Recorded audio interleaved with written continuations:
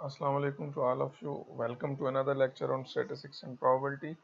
Last lecture में हम लोगों ने ये एग्जाम्पल जो है वो डिस्कस किया था और इसको सॉल्व भी किया था, और शायद इसमें से कुछ पार्ट जो था वो मैंने आप लोगों के लिए एज अ होम असाइनमेंट आप लोगों को दिया था कि आप इसको सॉल्व कर लीजिएगा, और नेक्स्ट लेक्चर में जब आप आएँ तो फिर हम लोग इसको डिस्कस कर लेंगे। आई होप कि आप लोगों ने इसको सॉल्व किया होगा इस उम्मीद के साथ। अब हमारे पास एक और एग्जांपल है, लास्ट चैप्टर से कंटिन्यू कर रहे हैं हम लोग।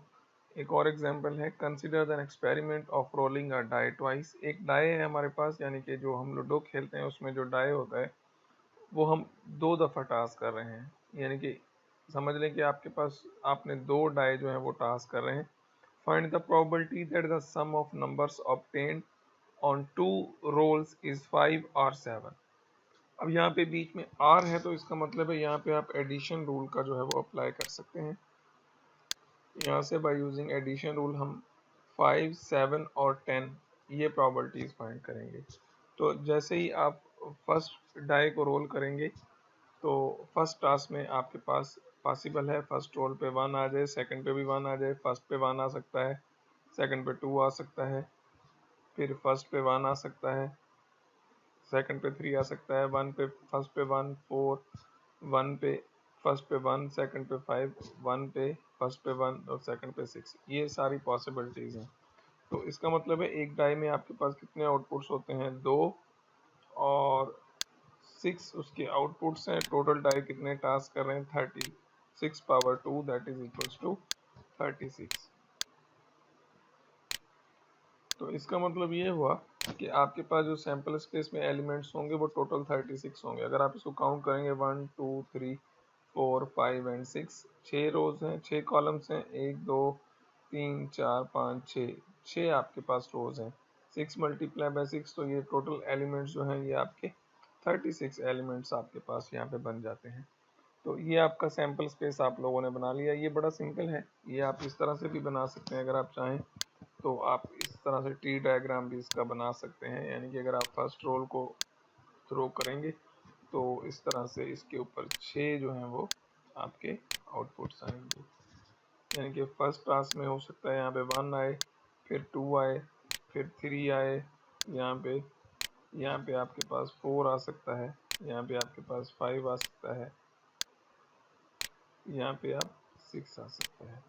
तो फर्स्ट टाइम में ये होगा, सेकंड में फिर यहाँ पे 6 होंगे ऑब्वियसली, 1, 2, 3, 4 और ये 5 एंड लास्ट 6।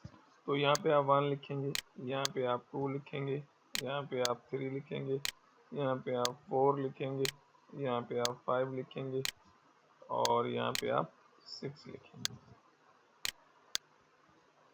तो इसको आप जिस तरह से लास्ट लेक्चर्स में हम लोगों ने ऑर्डर पेयर बनाए थे, पहला ऑर्डर पेयर 1, 1, फिर 1, 2, 1, 3, 1, 4, 1, 5, 1, 6, इसी तरह से फिर आप 2 के साथ इस तरह से 6 बनाएंगे, इस तरह से 6 आप 2 के साथ बनाएंगे, 3 के साथ भी 6। तो टोटल आउटपुट जो होंगी वो आपकी टोटल आ जाएंगी 36। तो क्वेश्चन में हम लोगों को जो फाइंड करना था, हमें 5 सम फाइंड करना था। सबसे पहले तो हमें सैंपल स्पेस में हमारे पास कितने एलिमेंट्स हैं, 36 हैं, आपने काउंट कर लिए, यानी कि जो सैंपल स्पेस में हमारे पास एलिमेंट हैं वो 36 हैं। अब हम वो इवेंट्स फाइंड करेंगे जिनका सम 5 होता है। 4, 1 को ऐड करेंगे तो 5, 3, 2 को ऐड करेंगे 5, 2, 3 को ऐड करेंगे 5, 1, 4 को ऐड करेंगे तो 5। इसका मतलब ये कितने हो गए, 1, 2, 3, 4। तो फर्स्ट क्वेश्चन का जो आंसर होगा वो होगा 4/36। सेकंड में हमें 7 सम चाहिए था, तो 6, 1 को ऐड करेंगे 7, 5, 2, 4, 3, 3, 4, 2, 5, 1, 6। इन सब को ऐड करेंगे तो आपको हर एक का सम जो है वो 7 मिलेगा। कितने हो गए काउंट कर लेते हैं, 1, 2, 3, 4, 5, 6 हैं। तो डेफिनेटली सेकंड का जो आंसर होगा वो 6/36 होगा। इसी तरह से आखिर में हमें 10 सम चाहिए था, 6, 4, 5, 5, 4, 6, यही है जिनका सम आप इन दोनों को ऐड करें तो 10 मिलता है। तो कितने ऑब्जर्वेशन हैं, 3 है, तो इसका मतलब है थर्ड का आंसर होगा 3/36। तो ये तीनों आंसर्स जो है वो हम लोगों ने कर दिए। ये देखें यहाँ पे जो आपका 5 का जो सम आएगा वो आएगा 4/36, 7 का जो सम आएगा 6/36 और 10 का जो सम आएगा वो आएगा 3/36। और अगर आप यहाँ पे क्वेश्चन में देखें तो यहाँ पे था 5 हो, 7 हो या 10 हो, तो इसका मतलब 5, 7 और 10 आपस में क्या हो जाएंगे, और है, तो यहाँ पे यूनियन या एडिशन हो जाएगी, तो इनको हमने बीच में एडिशन कर दिया। अगर एंड होता तो हम इसको मल्टीप्लाई करते। तो ये है आपका इस प्रॉब्लम का सलूशन, बहुत सिंपल था ये भी। अब एक और एग्जांपल है, the probability that a person is in a favour of genetic engineering is the 0.55। एक बंदा है जो जेनेटिक इंजीनियरिंग के फेवर में है, उसकी प्रोबेबिलिटी आपको गिवन है, and the person that is against that is 0.45। दोनों प्रोबेबिलिटी मिली हैं। Two persons are randomly selected and it is observe whether they favour or oppose genetic engineering. Draw a tree diagram for this experiment. इसके लिए हम लोगों ने tree diagram बनाना है, बड़ा आसान है, बन जाएगा। Find the probability that at least one of these two persons favor the genetic engineering। तो इन दोनों क्वेश्चंस का आंसर करेंगे। सबसे पहले हम इवेंट को डिफाइन कर लेते हैं। If a person is in a favour of genetic engineering, ए जो है वो अगेंस्ट है। सबसे पहले हम लोग इसका ट्री डायग्राम बना लेते हैं। तो सबसे पहले जो फेवर में होगा वो 0.5 होगा, और जो अगेंस्ट होगा वो 0.45 होगा, ये गिवन है। तो फिर उसके बाद सेकंड जब चांस आएगा, या तो वो फेवर में होगा या वो अगेंस्ट में होगा, तो इसका मतलब है इन दोनों को हम लोग मल्टीप्लाई कर देंगे, इन दोनों को आपस में, और फिर इन दोनों को आपस में, इस तरह से। तो ये आपके पास रिजल्ट्स आ जाएंगे दोनों फेवर में। एक फेवर में यहाँ पे आ गया, और इसी तरह से इसको भी आप इस तरह से फेवर में और अगेंस्ट में मल्टीप्लाई कर देंगे, तो ये आपकी सारी की सारी जो प्रॉपर्टीज हैं ये आपकी मिल जाएंगी, और आपका फर्स्ट क्वेश्चन का आंसर यहाँ पे हो जाएगा। ट्री डायग्राम आपने बना लिया। सेकंड पार्ट में हम लोगों ने बताना था at least one person in a favour, कम से कम एक हो, ज्यादा से ज्यादा दो हो सकते हैं या एक हो सकता है। तो अब यहाँ पे हम लोग क्या करते हैं, एटलीस्ट यहाँ पे भी देखें फेवर में आपके पास यहाँ पे एटलीस्ट वन यानी कम से कम एक हो, तो यहाँ पे एक ये वाला इवेंट, एक ये वाला इवेंट, एक ये वाला इवेंट, इन तीनों इवेंट्स को आप जो है वो ऐड कर दें, तो आपको एटलीस्ट वन जो है वो फेवर में प्रॉपर्टी मिल जाएगी। या इसके अलावा आप ऐसे भी कर सकते हैं कि कोई भी फेवर में नहीं है, अगर आप कॉम्प्लीमेंट्री इवेंट अप्लाई करें तो आप इसको उल्टा भी कर सकते हैं अगर आप चाहें तो दोनों में से अगर आप ये 0.20 अगर आप माइनस करेंगे, तो ऑब्वियसली यानी कि वन में से अगर आप ये वाला रिजल्ट माइनस कर देंगे, अगर आप कॉम्प्लीमेंट्री इवेंट यूज करना चाह रहे हैं, तो वन में से 0.25 जो है वो 2.25 को आप माइनस कर दें, तो आपको सेम रिजल्ट मिल जाएंगे जो हमने यहाँ पे बनाए। तो अब यहाँ पे कॉम्प्लीमेंट्री इवेंट्स का भी इस्तेमाल कर सकते हैं जो हम लोगों ने डिस्कस किया था। इसके अलावा counting rule, factorial, combinations and permutations जो हम लोगों ने यूज़ किए हैं इसमें, तो वो भी आप यहाँ पे थोड़ा सा टच उनका मिल जाता है। मैं थोड़ा सा थॉरोली इसको डिस्कस कर लेता हूँ आप लोगों के साथ, तो आप इसको देख लें। If an experiment consists of 3 steps and if the first step can be result m outcomes, the second step in n outcomes and the third is k outcomes। अगर 3 इवेंट्स हो, तीनों अलग अलग ऑकर कर रहे हैं, इंडिपेंडेंट है, तो आप तीनों को मल्टीप्लाई कर सकते हैं। जिस तरह से for example suppose we toss a coin 3 times, this experiment has 3 steps, the first toss, the second step and the third toss. Each step has 2 outcomes, a head और टेल। दस हर एक के फर्स्ट टास्क के 2 outcome, second के 2, third के 2, तो total आप इनको मल्टीप्लाई कर सकते हैं इस रूल के मुताबिक 8। या the 8 outcomes for this experiments are, तो इसके जो आउटपुट्स होंगे वो टोटल कितने होंगे, 8 होंगे, और वो जो 8 आउटपुट्स हैं वो ये हैं। बहुत सिंपल सा ये आपका मल्टीप्लिकेशन थी। एक और एग्जांपल है, the prospective car buyer can choose between a fixed and a variable interest rate, can also choose a payment period of 36 months and 48 months or 60 months। How many total outcomes are possible? कितने possible outcomes होंगे? Obviously हम क्या करेंगे, 2 outcomes आपके पास हैं यहाँ पे, the total outcomes are 2 into 3। यहाँ पे देखें इन ये आपके पास टोटल 3 आउटकम्स हैं, 3 ये, और इनमें से 3 तरीके से वो चूज कर सकता है। यहाँ पे 2 है फिक्स्ड या वेरिएबल, तो 2 इसके 2 3 10 6 आपके पास पॉसिबल आउटकम्स होंगे। एक और एग्जांपल है, a national football league team will play 16 games during a regular season, each game can result is one of 3 outcomes, a win, loss or tie. The total possible outcomes for 16 games are calculated as follows. एक game के पास 3 possible outcomes हैं, तो 16 game किस तरह से खेली जाएंगी, इसका मतलब है 3 पावर 16 कर लें या 3 को 16 टाइम आप मल्टीप्लाई कर दें। तो ये भी आपका सिंपल मल्टीप्लिकेशन था। फिर n फैक्टोरियल की डेफिनेशन आपको मिल जाती है जो हम लोग यहाँ पे यूज़ कर रहे हैं। n factorial is equal to n, n-1, n-2, n-3, 3 2 1, और 0 फैक्टोरियल जो होता है वो हमेशा 1 के बराबर होता है। ये चीज़ें आप पहले भी पढ़ चुके हैं, जिस तरह से डिस्क्रीट मैथमेटिक्स में ये चीज़ें डिटेल में पढ़ी जाती हैं। आई होप कि आप लोगों ने वहाँ पे ये फैक्टोरियल नोटेशन ज़रूर पढ़ा होगा। फॉर एग्जांपल अगर हम 7 फैक्टोरियल को एक्सपांड करेंगे तो 7 को किस तरह से एक्सपांड करेंगे, 7 6 5 4 3 2 1, यानी कि n, n-1, n-2, n-3, n-4 and n3 2 1, इस तरह से आप इसको एक्सपांड कर देंगे।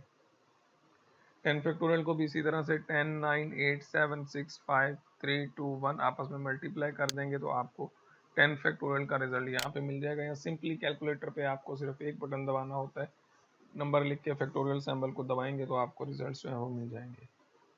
12 माइनस 4 फैक्टोरियल को अगर आपने सॉल्व करना है तो किस तरह से करेंगे, 12 में से 4 आप माइनस करेंगे तो आपको 8 बनेंगे। 8 फैक्टोरियल को आप 8 7 6 5 4 3 2 1 इस तरह से आप सॉल्व कर सकते हैं। इसी तरह से आप 4.38 को भी कर सकते हैं। फिर कॉम्बिनेशन, परमुटेशन और फैक्टोरियल नोटेशंस हैं। ये जो नोटेशन हमने लिखी है ये n कॉम्बिनेशन x है, यानी कि n चीज़ों में से x चीज़ें चूज करना। आप NCX आप इसको ऐसे भी लिख सकते हैं, बहुत सी बुक्स में आपको ये ऐसे मिलेगा, या आपको ये नोटेशन देखने को मिलेगा NCR। तो अगर आप अपना ये वाला सेक्शन रिव्यू करना चाहते हैं तो आप ये सारे के सारे जो स्लाइड्स हैं ये देख लीजिएगा। कॉम्बिनेशन वाली, ये कॉम्बिनेशन का आपके पास फार्मूला है जो मैं आपके साथ डिस्कस भी कर चुका हूँ during lecture, n factorial upon x factorial n minus x factorial.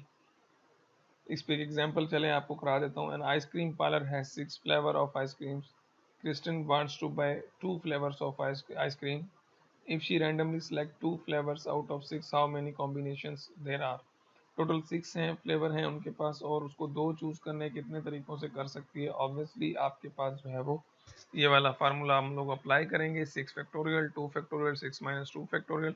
6 factorial को ब्रेक करेंगे 6 5 4 3 2 1, और 2 फैक्टोरियल 6 में से 2 गए बाकी बचे 4, तो हम लोग इसको 2 को 2 फैक्टोरियल यानी कि 2 इंटू 1 4 3 2 1 आपस में मल्टीप्लाई करेंगे और डिवाइड करेंगे तो हमारे पास जो रिजल्ट आ जाएगा वो 15 आ जाएगा। ये बाकी एग्जाम्पल आप देखिएगा, ये सिर्फ आप लोगों के समझने के लिए हैं। यहाँ तक आपने 4.41 तक है, बाकी आगे जो है वो परमुटेशन है। परमुटेशन हम लोग प्रोबेबिलिटी में कम ही यूज़ करते हैं, अगर आप देखना चाहें तो आप देख लीजिएगा, ये वाले एग्जाम्पल्स करके सिंप्लीफाई कर लीजिएगा। इस चैप्टर में हम लोगों ने जो भी कुछ पढ़ा है उसके यहाँ पे प्रोग्राम कैलकुलेटर पे मिनी टैब एक सॉफ्टवेयर होता है स्टैटिस्टिक्स का, उसके यहाँ पे कोड पड़े हुए हैं, अगर आप अप्लाई करना चाहें तो आप अप्लाई कर सकते हैं। अब इस चैप्टर में तो यहाँ तक इतना ही था। अब हम अगले चैप्टर में देखते हैं कि हमारे पास क्या मिल जाता है हमें।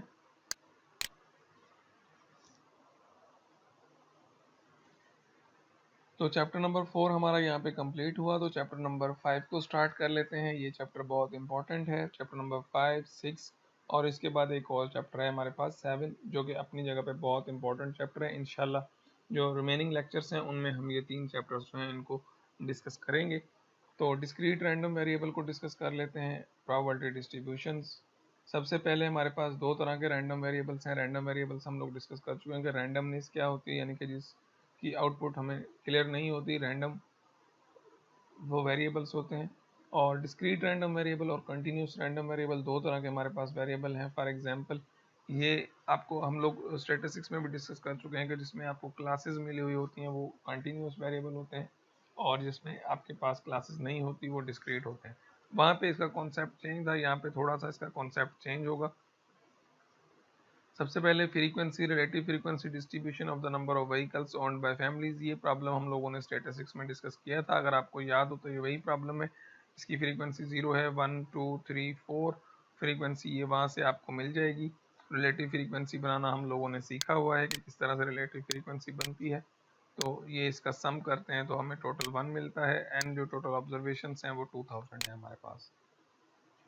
सबसे पहली डेफिनेशन से स्टार्ट कर लेते हैं कि रैंडम वेरिएबल होता क्या है। A random variable is a variable whose value is determined by the outcome of a random experiment. यानी कि रैंडम वेरिएबल का मतलब है ऐसा वेरिएबल जिसकी वैल्यू रैंडम एक्सपेरिमेंट से ली जाए, ऐसे आउटपुट्स जिनकी आउटपुट्स का आपको पता ना हो, रैंडम आउटपुट्स हों। फिर एक और डेफिनेशन हमें मिल जाती है डिस्क्रीट रैंडम वेरिएबल की।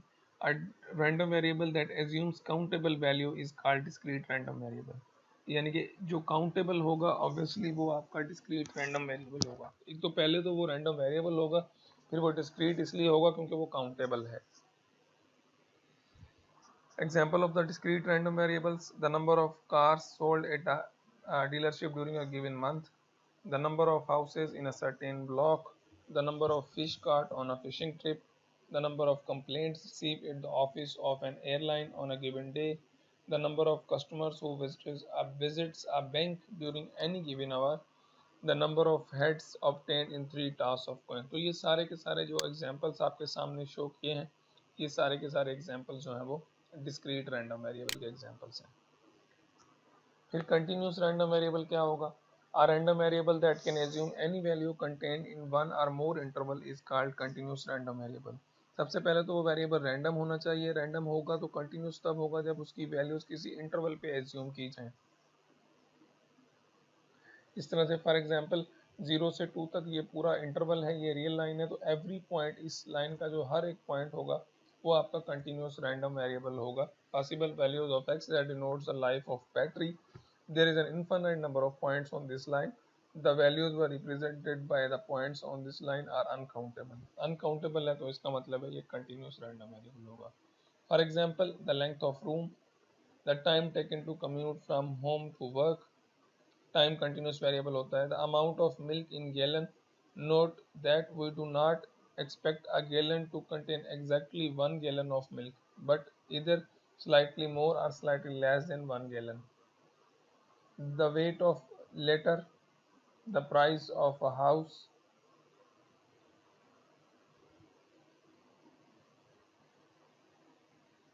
तो ये सारे इन टर्म्स जो है वो कंटिन्यूस वेरिएबल होते हैं, क्योंकि जो प्राइस है वो वेरी होती रहेगी, फिक्स नहीं होती, किसी इंटरवल में होगी, तो ये एक फिक्स वैल्यू नहीं है, इसलिए यहाँ पे ये कंटिन्यूस वेरिएबल में लिखा हुआ है।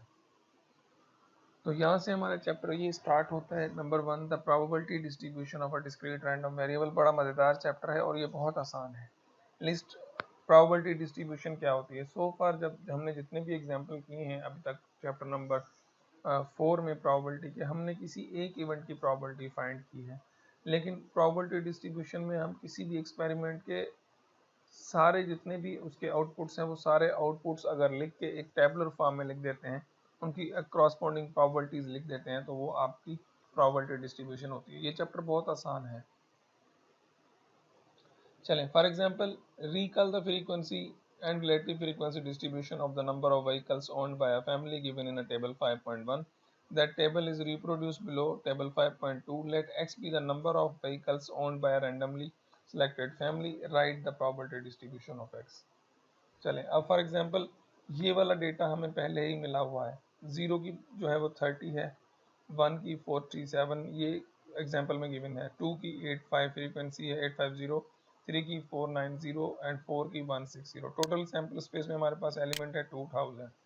तो अगर हमने यानी कि ये आपका रैंडम वेरिएबल है। अब ये जो है ये रैंडम वेरिएबल है, यानी कि रैंडम वेरिएबल x होगा, x is equal to 0, x is equal to 1, x is equal to 2, x is equal to 3, x is equal to 4। तो ये डिस्क्रीट रैंडम वेरिएबल होगा आपका 0, 1, 2, 3, 4 तक। तो जब हम इसकी प्रोबेबिलिटी फाइंड करेंगे, इसकी प्रोबेबिलिटी फाइंड करना भी बहुत आसान है आप लोगों के लिए। किस तरह से फाइंड करेंगे? जो आपको इसकी ऑब्जर्वेशंस मिली हैं उसको इसके टोटल सैंपल स्पेस के एलिमेंट से जो है वो डिवाइड कर देंगे। तो इसका मतलब ये हुआ कि जब हम इसकी प्रोबेबिलिटी फाइंड करेंगे तो ये आपका समझ लें कि नंबर ऑफ व्हीकल्स ऑन, ये आपका रैंडम वेरिएबल हो गया। यानी इस एक्सपेरिमेंट के जितने भी आउटपुट्स है, या तो 0 गाड़ी होगी, 1 होगी, 2, 3, 4 ये आउटपुट है।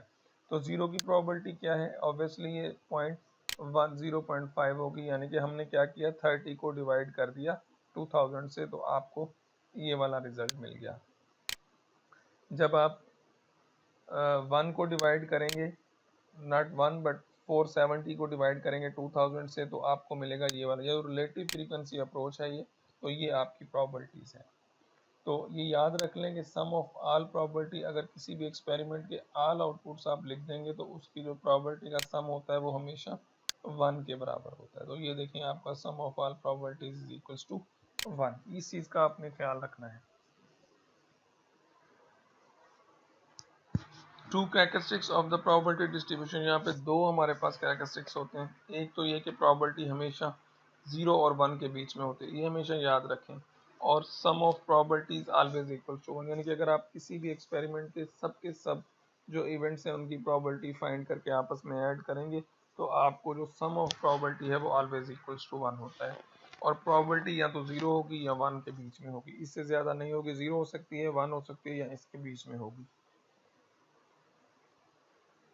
तो ये एक क्वेश्चन है, each of the following table list certain values of x and their probabilities determine whether or not each of the represents a valid probability distribution or not. क्या ये प्रोबेबिलिटी डिस्ट्रीब्यूशन है या नहीं है, तो हमने ये करके चेक करके सिर्फ बताना है। तो किस तरह से चेक करेंगे, हमें पता है कि अगर इसका सम 1 आ गया, यानी कि अगर हम प्रोबेबिलिटी का सम करें 1 आ गए तो प्रोबेबिलिटी डिस्ट्रीब्यूशन है, अदरवाइज ये प्रोबेबिलिटी डिस्ट्रीब्यूशन नहीं है। तो 1 + 8 9, 9 और 9 18, 18 एंड 20 25, 25 दो चले गए ऊपर, 2 3, 3 और 3 6 एंड 6 और 2 8। तो जब आप इसको सम करेंगे तो ये आपको मिलेगा 0.85। इसका मतलब ये इसका सम जो है वो 1 नहीं हुआ, नॉट इक्वल टू 1। तो इसका मतलब ये हुआ कि ये प्रोबेबिलिटी डिस्ट्रीब्यूशन भी नहीं है। इसको चेक कर लेते हैं। 5 4 9, 9 और 1 10, 17 और 3 20, तो ऊपर चले गए। 2 और 1 3, 3 और 2 5, 3 8 और 2 10। तो ये आपका आ गया 10 यहाँ पे, यानी कि इसको ऐड करेंगे तो यहाँ पे पॉइंट आ जाएगा आपका 1। देखें जब सम 1 आ गया तो ये आपका जो है वो प्रोबेबिलिटी डिस्ट्रीब्यूशन है। और इसमें तो यहाँ पे आपको नेगेटिव प्रोबेबिलिटी मिली हुई है और प्रोबेबिलिटी कभी भी नेगेटिव होती नहीं है। इसका मतलब ये हुआ ये भी प्रोबेबिलिटी डिस्ट्रीब्यूशन नहीं होगा। तो नो ए नहीं है, since sum of our probability is not equal to 1। Obviously ये हमने भी चेक किया। सेकंड प्रोबेबिलिटी डिस्ट्रीब्यूशन है क्योंकि सम 1 है। थर्ड नहीं है क्योंकि वहाँ पे नेगेटिव प्रोबेबिलिटी है। तो आई होप कि एग्जांपल 5.2 भी आपको समझ में आ गया होगा। चलें, अब एक और टेबल है, the following table list the probability distribution of the number of breakdowns per week for a machine based on past data. ये हमें रैंडम वेरिएबल भी मिला हुआ है और उसकी प्रोबेबिलिटीज भी मिली हुई हैं। अब हमने करना क्या है, present the probability distribution graphically, इसको ग्राफ बनाएं। Find the probability that the number of breakdowns for this machine during a given week is exactly 2। Exactly 2 की प्रोबेबिलिटी बतानी है।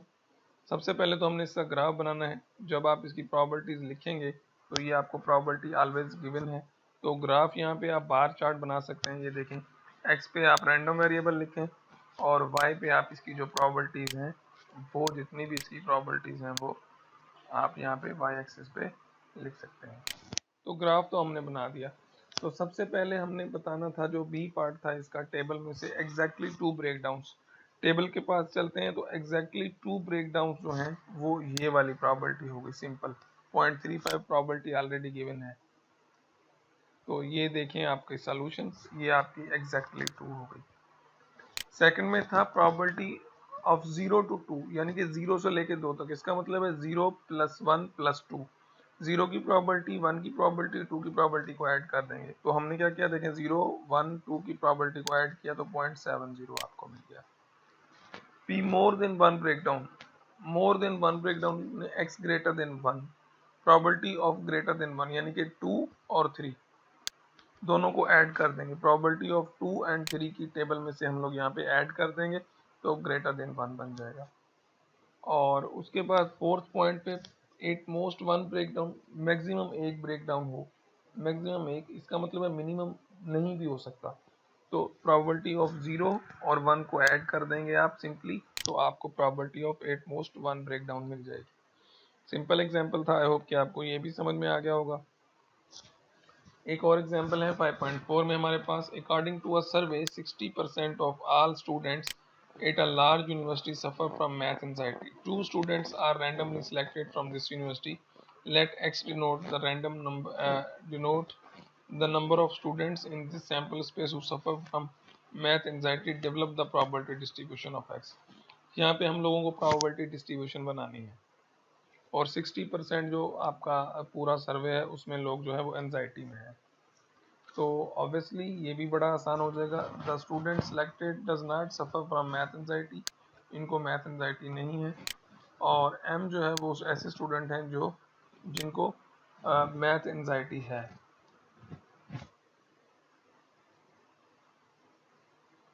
तो ये किस तरह से होगा, प्रोबेबिलिटी ऑफ दोनों की जो है वो 1/6 आ गई आपके पास। प्रोबेबिलिटी ऑफ एक्स जो है वो आप इसको सिंपली जो है इसकी यहाँ पे ये बना लें, यानी कि हमने कितने स्टूडेंट सेलेक्ट करने हैं यहाँ पे, ये आपको ऐसे समझ में नहीं आएगा। 2 स्टूडेंट सेलेक्ट करने हैं तो सबसे पहले आप यहाँ पे लिखें, यहाँ पे आप 6, सॉरी ये यहाँ पे मिस्टेक हो गई है, मैं इसको अरेज कर देता हूँ। अगर हम यहाँ पे सिंपल पेन ले लें तो आप यहाँ पे लिखें 60 यानी कि 0.6, 60% मतलब 0.6 और 0.4, ठीक है जी। 60% को एंजाइटी है, ऑब्वियसली 40 को नहीं होगी। तो सेकंड बना लेते हैं, यहाँ पे भी 0.6 को एंजाइटी होगी और 0.4 को नहीं होगी। यहाँ पे भी आप ऐसे ही बना लें, 0.6 को एंजाइटी होगी और 0.04 को एंजाइटी नहीं होगी। अब अगर इसको मल्टीप्लाई करेंगे, ये वाला आएगा जहाँ पे दोनों को एंजाइटी होगी। 6 मल्टीप्लाई बाय 6 36, और कितना, अगर आप चाहें तो आप सिंपली कैलकुलेटर पे भी इसको सॉल्व कर सकते हैं। सिंपली आप कैलकुलेटर यूज़ करके इसको मल्टीप्लाई कर लें। जब आप इसको मल्टीप्लाई करेंगे तो ये बहुत आसान है, वैसे भी हम लोग इसको मल्टीप्लाई कर सकते हैं। तो ये आ जाएगा 0.6, क्योंकि 6 और 6 मल्टीप्लाई होंगे 6, और यहाँ पे 1 और 1 2 के बाद पॉइंट है तो यहाँ पे 0.36 आ जाएगा। ये आ जाएगा 0.24, इसका रिजल्ट आ जाएगा 0.24, और इसका भी रिजल्ट आ जाएगा 0.24, और इसका भी रिजल्ट आ जाएगा 0.16। तो ये इसके पॉसिबल जितने भी आउटपुट्स होंगे वो सारे के सारे मैंने यहाँ लिख दिए। लेकिन यहाँ पे x denote the number of students in this sample space who suffer from math anxiety, develop the probability distribution. तो मैथ एंजाइटी क्या हो सकती है, या तो किसी को नहीं होगी यानी कि 0, 2 बंदे हमने सेलेक्ट करने यानी कि किसी को नहीं होगी, या 1 को होगी, या दोनों को होगी। तो ये पॉसिबल हमारे बनते हैं रैंडम वेरिएबल।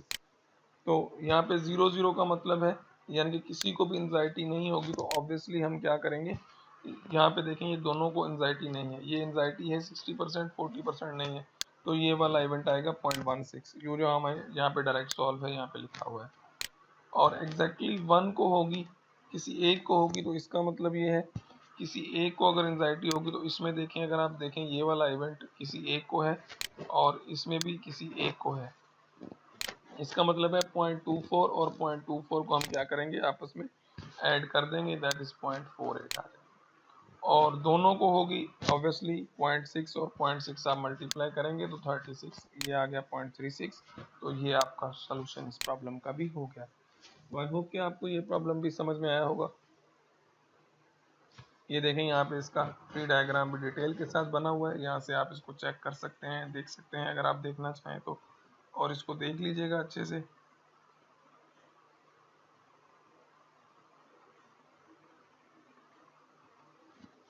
तो ये एग्जाम्पल आपका हो गया। तो ऑब्वियसली जैसे मैंने आपको कहा कि 0 1 2 बनेंगे आपके रैंडम वेरिएबल, ये 0 की प्रोबेबिलिटी 16 है, 1 की प्रोबेबिलिटी 48 आई, और 2 की प्रोबेबिलिटी 36 है। और मज़े की बात यह है कि जब आप इसको ऐड करेंगे तो आपको ऑलवेज प्रोबेबिलिटी इक्वल टू 1 आ जाएगी। उसके बाद mean and standard deviation of discrete random variable है, ये हम इंशाल्लाह नेक्स्ट लेक्चर में डिस्कस करेंगे। आज के लिए इतना काफ़ी है। Thank you very much. अल्लाह हाफिज़।